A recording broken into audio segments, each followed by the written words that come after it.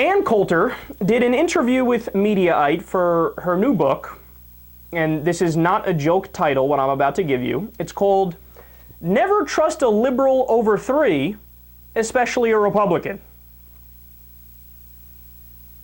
There's nothing that's easier to make fun of than the title of an Ann Coulter book, or an Ann Coulter book in general, because it's wall-to-wall garbage, right? It's like she sits down and says, how can I make the most bombastic, ridiculous assertion about Democrats in the title? It's always like, Ann Coulter, how Democrats fucked your grandmother in the ass and pissed on your daughter. Ann Coulter, why Democrats actually worship Hitler. It's always pathetic things like this.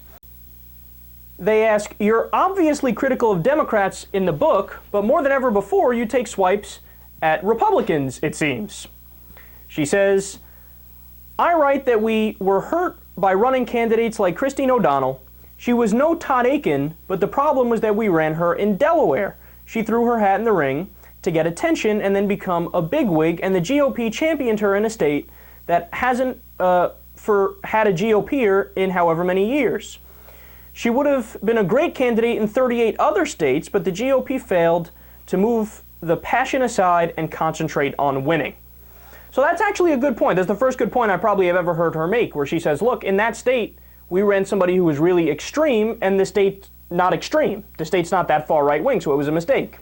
Then they say, so you're saying the GOP needs to accept some moderate candidates? She responds, depending on the state, absolutely. We have to put up a Scott Brown and Mitt Romney to get the big states. That's the best we're going to get in the more liberal states. Dance a jig, take it like a thief in the night. So in other words, you have to abide by the Reagan rule that you're in favor of the most conservative candidate that can win. Whereas today's GOP is like, fuck it, I'll run the most Ted Cruz in California and see how that works out and just hope he wins. So she's right about this. She's actually building a good case. Then they ask, in the book, you blame a lot of the electoral losses on GOP candidates, appealing to rubes and hotheads. Are you calling upon GOP candidates to tamper down the rhetoric? She says, oh, certainly for the presidential election. That's a big problem last year. The Republicans have had too many people running to get TV shows. You do not see that in the Democratic Party. Ted Cruz is a beautiful example of what the candidates need to be like, sort of like Ronald Reagan. They are not necessarily moderate in their positions, but they're moderate in their demeanor. Push the policy and ditch the shocking lines. So do you see what she just argued for? She spent a couple questions where she built up this case like, no, we're too extreme, we need to run more moderate candidates, or at least their rhetoric needs to be more moderate. And what's her solution? Ted Cruz. And you're so stupid that words cannot describe it. If there is any Republican that is not moderate by any stretch of the imagination, it's Ted Cruz. This is a guy who believes Agenda 21, which is a non-binding UN agreement from 1993, which says, hey, we should do sustainable development and not destroy the entire world.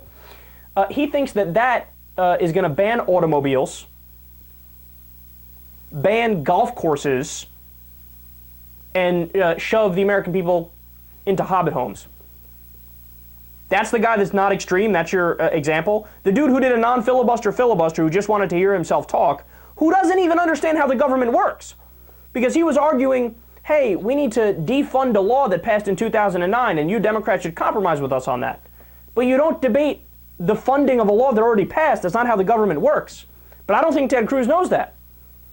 I mean, Ted Cruz, he is as conservative and as right-wing as you can get. And she's like, that's our guy.